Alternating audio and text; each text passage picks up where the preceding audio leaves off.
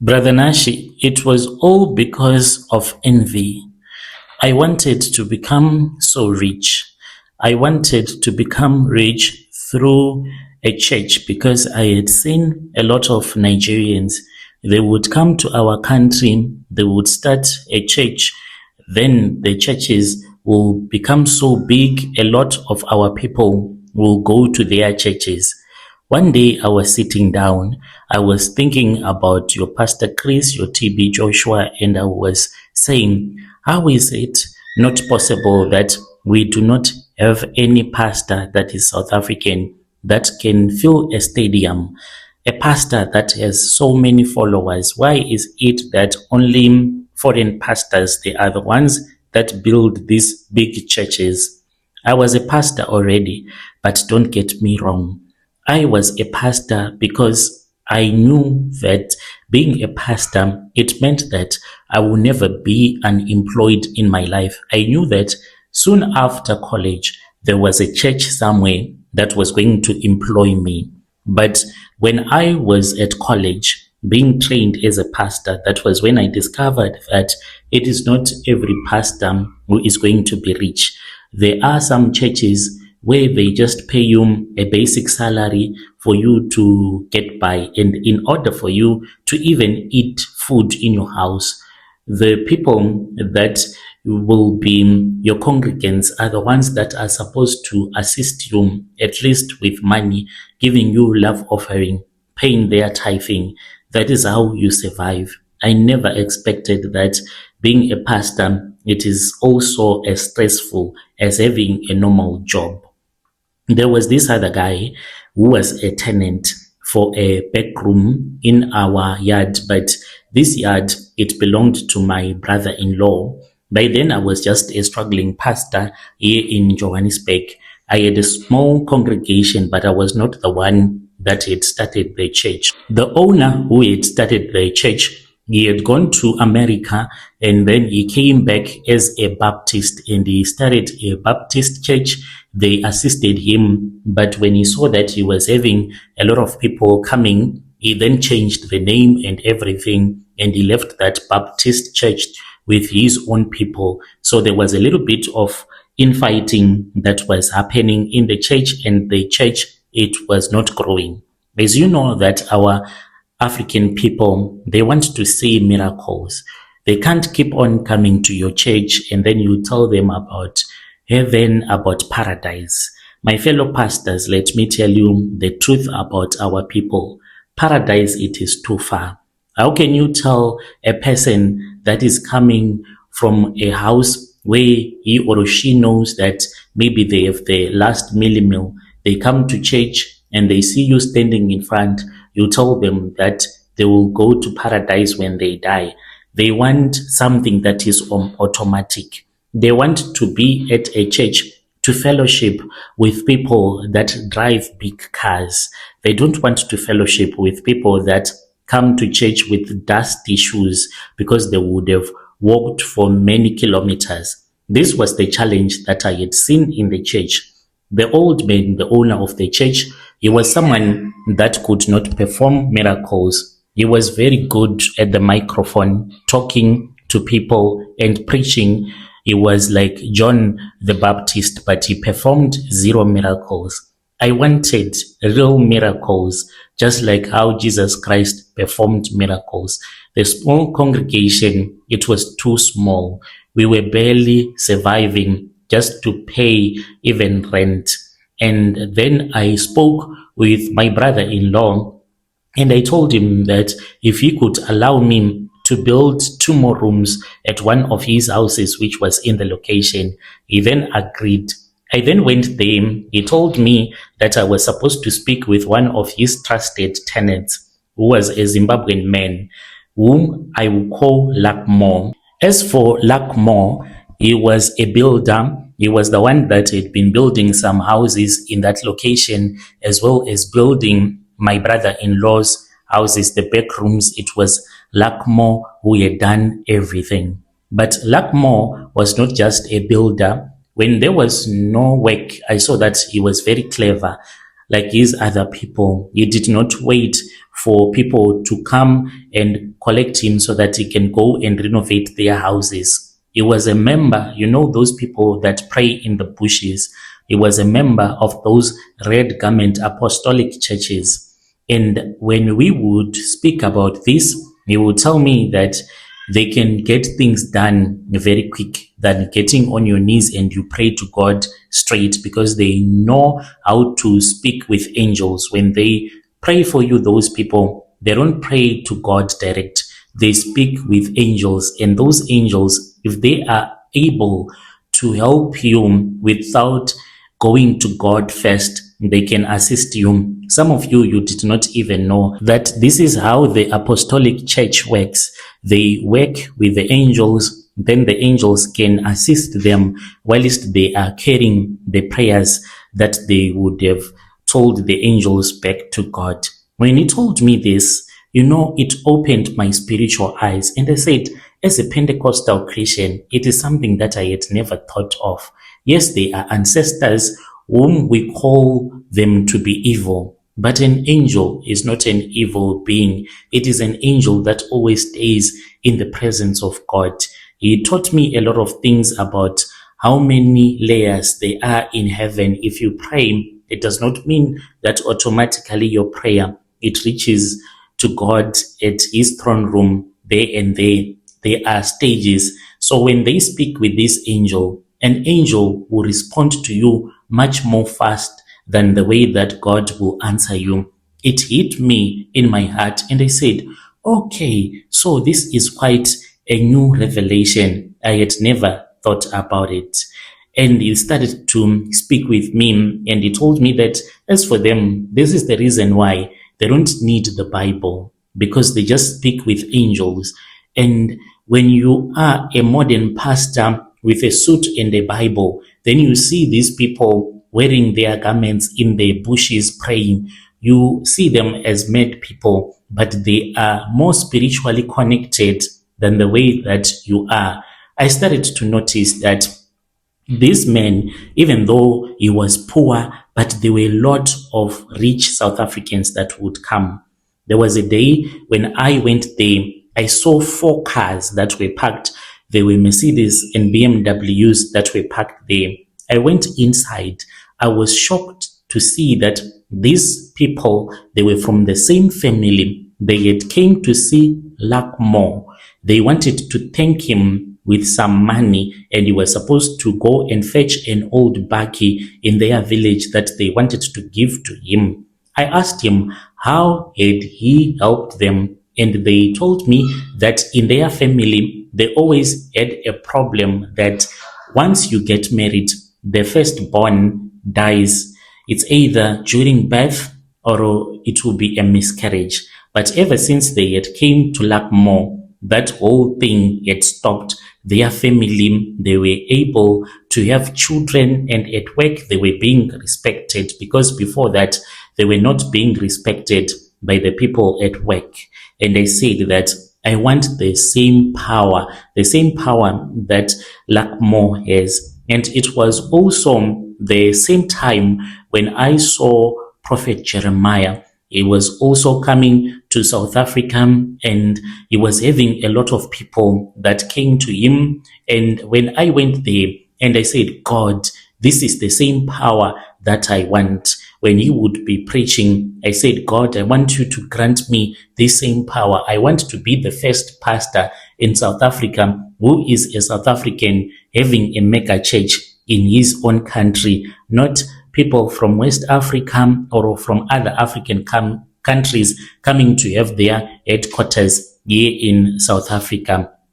I then spoke with my friend, because I had a friend of mine who was also a struggling pastor. He had started his own church. He was not working for anyone. It was just a location church, just worshiping at his house, in the garage at his house. They had good instruments, but on a good Sunday, they will be having maybe about 15 people. Where are you going to get money to buy electricity from 15 poor people? I told my friend that I had a revelation, and if we kept on worshiping the God the way that we were taught at Bible college, we were never going to go far. If we wanted real people to come and follow us, we were supposed to go with this man who was our tenant to his country. And we did not even take a flight because there was no time for us to apply for passports. We said it is leisure.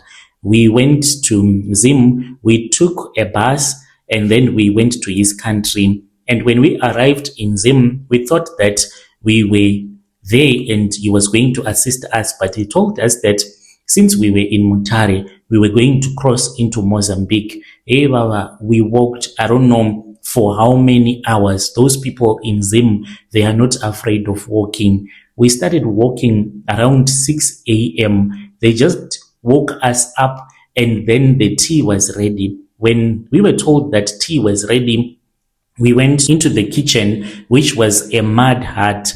The wife, Lakmo's wife, had already prepared the breakfast, but it was not breakfast with bread. It was just tea, no milk, and sweet potatoes. We ate everything because he told us that if we do not eat, we were going to starve because we would be walking to Mozambique. Then we walked. We walked since around past 6 to 7 in the morning. We walked and we walked and we walked until we grew tired. We rested. We arrived at the Mozambican border at exactly 4 p.m. When he told us that we were at the Mozambican border, I laughed because there was no wire, there was nothing.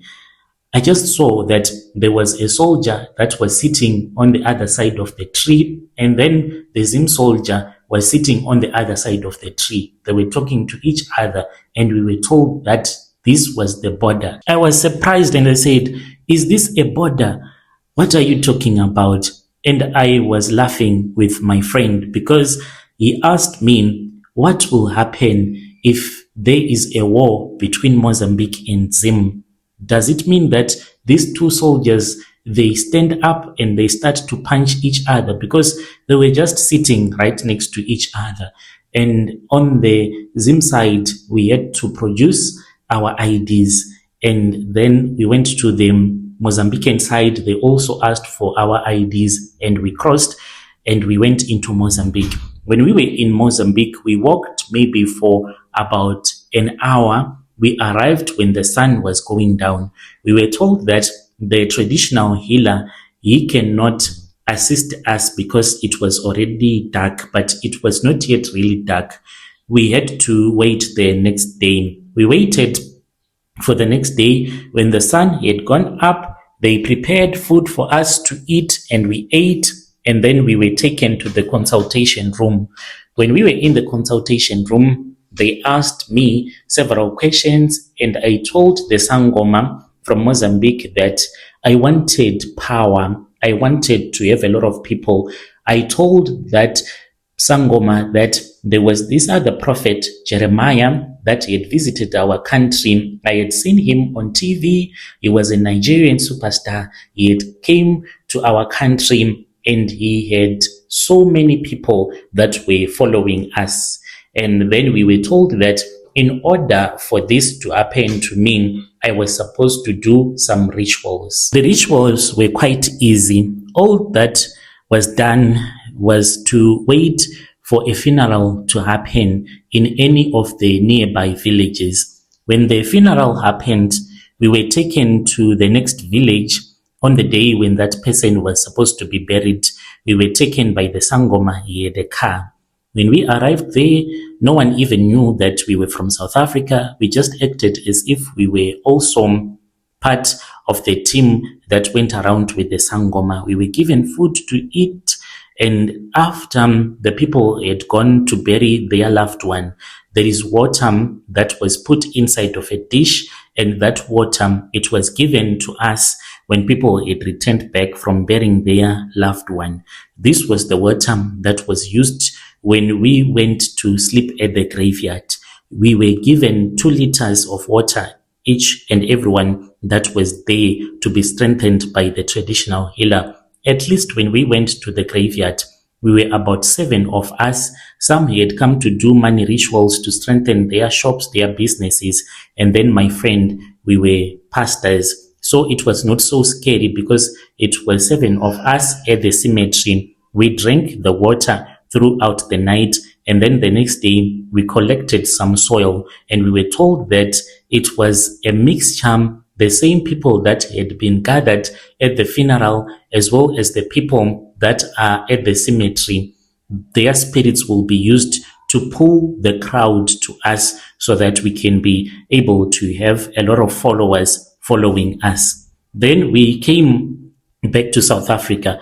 But when we came to South Africa, we were told not to sleep with our wives for 40 days. We were not supposed to sleep with our wives, and our wives, they did not know that this was what we had done in Zim. We had lied to our wives that we are going to get prayed for in Venda, but we had gone to Zim. When we returned back, I think that I made a mistake because I did not properly explain it in a nice way to my wife.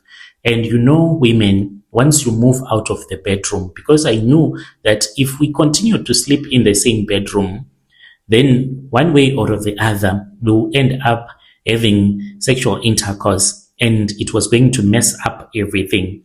So I moved and I started sleeping in the lounge. My wife would come and ask me, what time am I going to come to bed? And I would say, I'm just watching some movies, I'm doing something. My wife started to complain. And my friend as well, he had already messed up the rituals. He was not strong enough to tell his wife that he could not sleep in another room and she sleeps in the bedroom. They slept with each other. But I tried for nearly 2 weeks. Then my wife, one day, she forced me and we slept together. By then, I also had a feeling to sleep with my wife. When I slept with my wife, I saw the face of a human being that was just floating in the air, and it told me that I had felt the rituals. When I called my friend to inform him that this was what had happened, my friend said that we were supposed to have a meeting the next morning. And indeed, when we had this meeting, my friend told me that his sister's son had been missing for a couple of days, and he had been thinking about the rituals that we had done in Zim. Maybe they were the ones that had caused this madness to happen to his sister's son. You know where his sister's son was found? Close to the M1 highway. At night, he was completely naked. They took him to the hospital. He died. On my side, Brother Nashi, I started to feel so sick.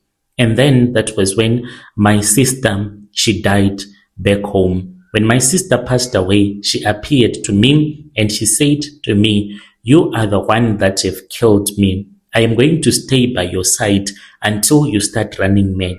At a funeral, I was talking to myself, and when I would notice that people are looking at me, I'll start to pretend as if I am grieving, I am crying.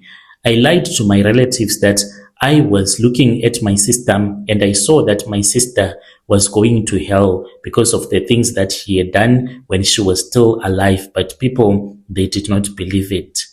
I then spoke with my friend and I said, you know what?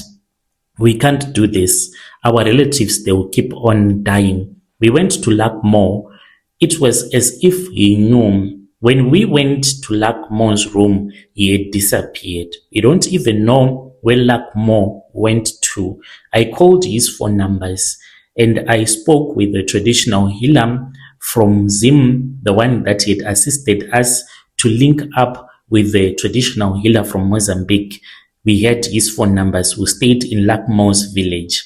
He called me and he said that if we can bring about 70,000 rands, then he can try to assist us. He can take us to the place where they made us to sleep at the graveyard. And I said, I don't have that money. He just dropped the phone.